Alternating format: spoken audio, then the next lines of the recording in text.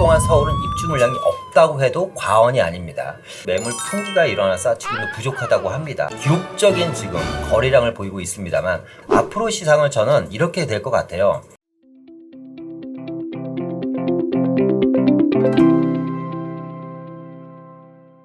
안녕하세요. 부동산 경제학의 황현입니다. 자, 오늘은요, 시장에 대한 이야기를 한번 해볼까 하는데요. 부동산 시장, 요즘 어떤가요? 연일 뉴스에서 보면 부동산 가격 하락이라든가 매물 증가, 이런 뉴스들이 연일 도배가 되고 있습니다. 거기다 금리 인상까지 더 붙여서 시장을 좀 어렵게 하다 보니까 많이들 심리적으로 위축되어 있는 듯한 모습입니다. 모든 투자 상품들은 사실상 심리 싸움이 상당히 중요한데 지금 시장 참여자들은 거의 다 심리가 좀 많이 가라앉았다. 멘붕까지 오신 분들도 많은 것 같습니다. 이야기를 하다 보면, 인터뷰를 하다 보면. 그런데 전체적인 이 하락장 속에서요, 나홀로 거래량이 거의 70%에 육박하는 부동산이 있다고 합니다. 오늘 영상을 준비한 이유는요, 오늘 제가 말씀드리는 내용 중에 나오는 부동산을 보유하신 분들 중에서 이런 하락장에 심리적으로 내가 무너져 버려서 내가 갖고 있는 것을 빨리 이때 정리를 해버려야지 하고 매도를 하실까봐, 제가 밑에 뭐라고 써있죠? 피트 절대 매도 반대라고 써놨잖아요. 그러니까 오늘 말씀드리는 내용을 좀 끝까지 잘 들어보시고 여기에 부합되는 부동산은 절대 매도를 하시면 안 된다. 그리고 만약에 부동산 투자에 지금 관심이 있으신 분들이라면 어쨌거나 계속해서 나는 투자를 해야겠다. 시장이 내가 보더라도 지금 약간 주춤한 것 뿐이지 향후에 좀 중장기적으로 가면 아니면 내년 정도 가면 다시 살아날 것 같다라는 좀 이런 확신이 계신 분들은 오늘 내용을 좀 꼼꼼히 잘 들어보시고요. 여기에 부합되는 부동산을 한번 공략해 보시길 바라겠습니다. 자, 어떤 내용의 어떤 부동산인지 바로 시작해 보도록 하겠습니다. 자, 최근 나오는 뉴스들이죠. 집값은 떨어지고 금리는 오르는데 과연 누가 집을 사냐? 서울은 거래 절벽이다 라는 뉴스입니다. 고금리에 매물이 속출하고 있다. 서울 아파트값 또 전세 가격이 3년 만에 콧대가 꺾여서 떨어지고 있다라는 뉴스. 부동산 빙하기 상반기 거래량 1년 전에 비해서 반토막이 났다고 합니다. 여기서 중요한 건 뭐예요? 상반기 거래량 1년 전에 비해서 반토막이 났다는 건데요. 오늘은 이 상반기 거래량 반토막이 난 것 중에 이 전체적인 거래량의 70%를 차지하는 부동산이 무엇이고 이 친구들은 지금 매물 풍기가 일어나서 지금도 부족하다고 합니다. 앞으로 어떤 일이 일어날지에 대한 이야기를 한번 해볼까 합니다. 지금 보여드리는 뉴스는 올해 소형 아파트 거래 비중이 2008년 금융위기 이후 최대다. 침체기에는 작은 주택이 잘 팔린다는 뉴스가 있고요. 서울 전용 60제곱미터 이하 소형주택 거래 비중이 역대 최고입니다. 역대 최고. 10채 중에 7채가 팔렸으니까 앞서 얘기한 것처럼 전체 거래량의 70%를 이 친구가 차지하고 있는 거예요. 누가? 전용 60제곱미터 이하 주택이.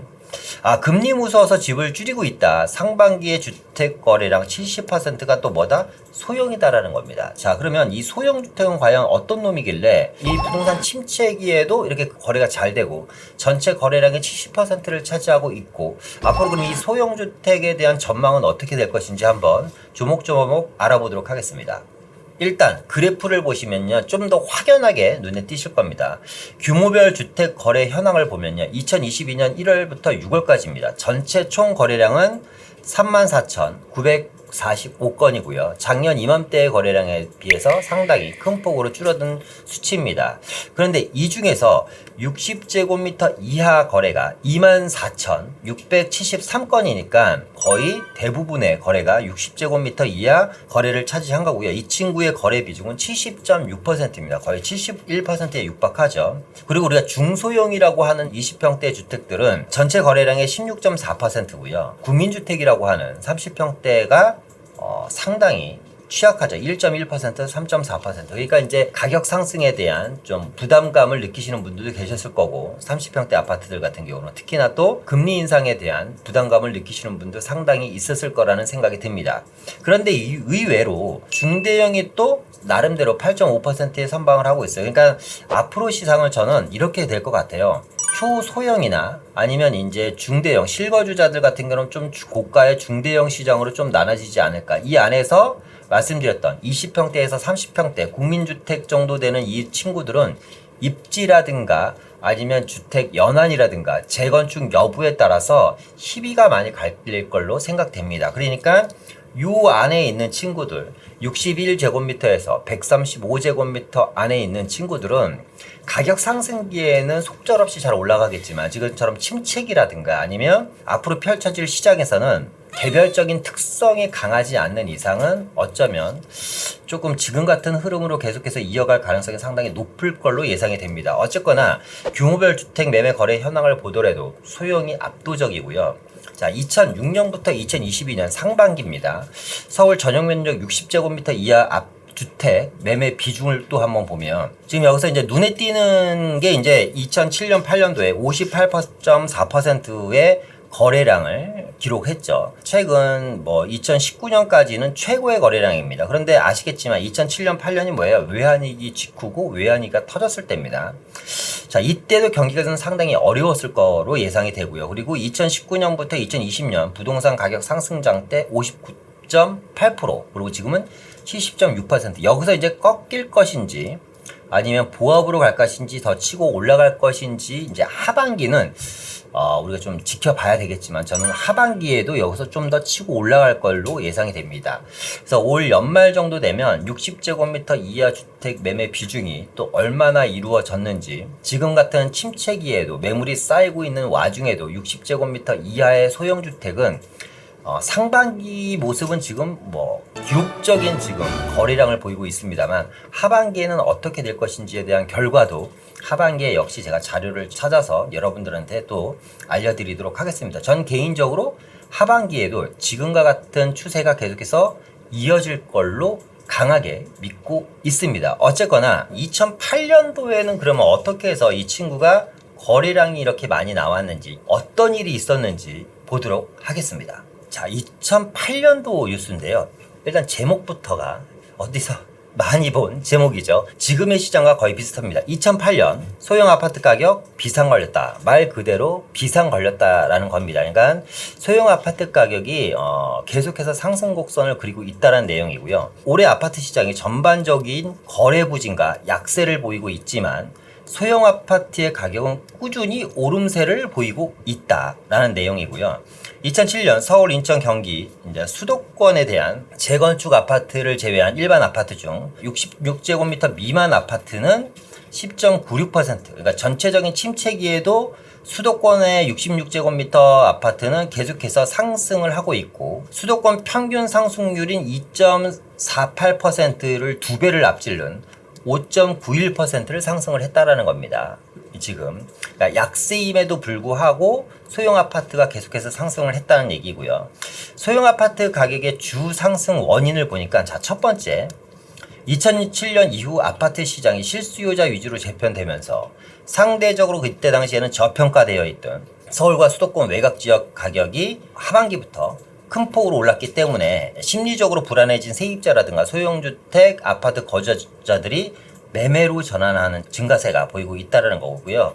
특히 아주 지금과 유사하죠. 서민들의 경우 LTV와 DTI 등 주택담보대출 규제와 금리 인상으로 인해서 대출 부담이 커지면서 현실적으로 대형 아파트보다는 자금 상황에 맞는 소형 아파트 구입 비중이 큰 것으로 나타났다. 지금의 모습도요, 어떻게 보면 2008년도와 마찬가지로 자금 상황에 맞는 소형주택 구입 비중이 점점 더 높아지고 있는 게 지금의 현실입니다. 자, 계속해서 보겠습니다. 두 번째, 전월세 수요의 증가입니다. 일단은 지금도 이제 가을 전세 시장 지금 뭐 대란이 예고되고 있는데 지금 뭐 전세는 좀 꺾이고 있는 추세라고 합니다. 근데 전세가 꺾이니까 반대로 뭐가 오르고 있죠? 지금은 월세가 또 오르고 있습니다. 월세를 계속해서 올려서 집주인들이 내놓고 있어요. 왜? 반전세 수요가 증가하다 보니까. 그러니까 시장은 참 영악한 것 같고요. 시장은 참 어떻게 보면 자본주의 논리대로 흘러가는 것 같습니다. 전세 수요가 반전세 수요로 흡입되다 보니까 반전세 가격이 이제 올라가고 있습니다. 어쨌거나 이때 당시에도 전월세 수요의 증가인데요. 이 전월세 수요가 늘어난 원인은 2008년도 당시에도 청약제도 개편으로 인해서 내 집 마련 수요자가 상당수가 청약 대기자로 나오면서 전세 수요가 증가한 겁니다. 지금의 모습과 또 비슷하죠. 지금 높은 아파트 가격 상승으로 인한 부담감과 금리 인상에 인한 부담감, 그리고 아파트 가격이 좀 더 떨어질 거에 대한 기대감과 3기 신도시의 입주라든가 여러 가지 주택을 공급해 주겠다는 정부의 이야기로 인한 대기 수요자가 계속해서 증가하다 보니까 이 수요들이 계속해서 전세나 월세를 몇 년에 걸쳐서 전전긍긍을 할 수밖에 없고, 이런 전월세 수요의 증가에 맞춰서 입주 물량이 터져줘야지 되는데, 여러분 다 아시다시피 앞으로 10년 동안 서울은 입주 물량이 없다고 해도 과언이 아닙니다. 그럼 앞으로 이 10년 동안 전월세 수요는 계속해서 증가할 거고, 이 수요들은 대출 규제라든가 이런 걸 풀어주지 않는 이상은 어떻게 보면 이 소형주택의 거래량은 계속해서 늘어날 수밖에 없다. 2008년도와 거의 흡사한 모습이고요. 세 번째, 2008년도에 공급 비중 감소도 소형 아파트의 불안 요소 중 하나이다. 소형 아파트 공급 비중 감소는 전월세 시장에서 아파트에서 주택 전월세까지 소형 저가 매물 부족 현상으로 이어지고 있는데, 우리도 이와 유사한 모습이 이어지고 있습니다. 어떻게? 이렇게죠. 자, 서울의 소형주택 부족이 상당히 심각한데, 왜냐하면 전체의 32%에 불과합니다. 그러니까 소형 60제곱미터 이하는 서울에서 전체 차지하는 비중이 32%고요. 중대형이 61 초과가 68%입니다. 그러니까 상당히 부족한데, 이 소형주택들은 거의 대부분이 또 뭐예요? 재건축 아파트들이 포지션이 상당히 많고요. 또 재개발을 할 수 있는 빌라라든가 이런 연립주택의 구성들이 상당히 많이 돼 있습니다. 이 32% 안에는.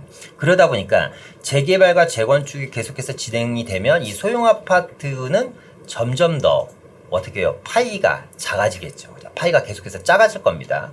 그러니까 뭐냐면 2008년도 뉴스와 거의 다 많이 흡사합니다. 그러니까 이 소형 아파트 같은 경우는 지금도 물량이 부족하다 보니까 앞으로도 수요가 줄지 않는 이상은 이 물량으로 모든 것을 해결해야지 되기 때문에 전세 가격이라든가 임대 가격 상승은 물론이와 매매 가격 상승도 불가피하다. 그래서요, 소형주택 거래량 증가 원인을 분석해보면 앞서 얘기했던 것처럼 서울의 소형주택 거래 비중이 전체의 70.6% 엄청난 겁니다. 그죠? 지금처럼 하락장에 나 홀로 전체 거래량의 70.6%를 하고 있다는 건 엄청나게 독보적인 거고요.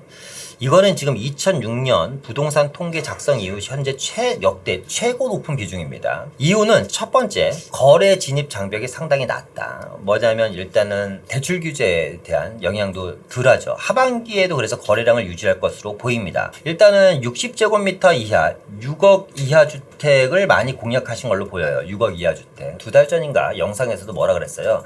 아파트뿐만 아니라 빌라도 6억 이하 빌라가 앞으로 상당히 만나기 어려운 상품이 될 것이다. 6억 이하 빌라도 앞으로 씨가 마를 것이다. 시장에서 그런 이야기를 많이 했잖아요. 그러니까 6억 이하 주택을 많이 공략하시고 계십니다. 왜냐하면 대출을 많이 나오고, 투자자들 입장에서는 60제곱미터 이하, 6억 이하 주택이 임대사업자 등록을 통해서 또 재개발이라든가 이런 걸 할 수 있는 상품으로 충분히 메리트가 있기 때문에 일단 가격에 대한 진입장벽이 낮다 보니까 저는 하반기에도 거래량이 유지할 것으로 보이고요. 또 지금의 높은 주택 가격과 금리 인상으로 수요가 계속해서 저는 증가할 걸로 보입니다. 어떤 수요? 소형주택의 수요가. 자, 세 번째는 종부세 완화로 소형주택 거래량이 계속해서 늘어날 것으로 예상되는데, 특히 이 소형주택은 거의 재개발이라든가 재건축에 또 많이 포진되어 있죠. 9억 이하까지는 종합부동산세 과세 대상에서 종부세를 안 내다 보니까 다주택자들도 그만큼 어느 정도 투자자들 입장에서는 좀 여유가 있다라고 말씀드릴 수 있고, 특히나 여기서 우리가 이제 눈여겨볼 건 뭐냐면, 제가 일전에도 한번 방송을 해드렸죠. 관계부처 합동으로 주택시장 안정화 대책을 발표하면서 연말에 주임사 주택 임대 사업자에 대한 규제 완화를 예고를 했습니다. 주택 임대 사업자를 통해서 임대 수익이라든가 시세 차익이라든가 개발 이익을 생각하시는 분들은 또 이게 상당히 메리트 있는 물건이거든요. 60제곱미터 이하 6억 이하 주택 같은 경우는 임대사업자를 통해서 임대사업자 부활이 됐을 때 혜택을 받을 수 있는 상품이라서 이 소형주택 거래량은 계속해서 좀 또 저는 증가할 걸로, 늘어날 걸로 보입니다. 특히 이 네 번째가 상당히 중요한 건데, 1, 2인 가구 증가합니다. 지금 2022년이잖아요. 앞으로 3년만 지나면 2025년만 되면 1, 2인 가구가 전체 가구 수의 61%입니다. 그럼 여러분들 잘 한번 생각해 보세요. 1, 2인 가구의 전체적인 소득 수준, 소득 비율이 과연 몇 %나 될 것인가? 지금 아파트는 아파트는 그냥 평균 가격이 10억대고요. 이제 서울 같은 경우는 빌라도 평균 가격이 거의 4억에서 5억대입니다. 그러니까 6년, 7년 전에 서울 평균 아파트 시세가 지금 거의 빌라 시세가 되어 버렸습니다.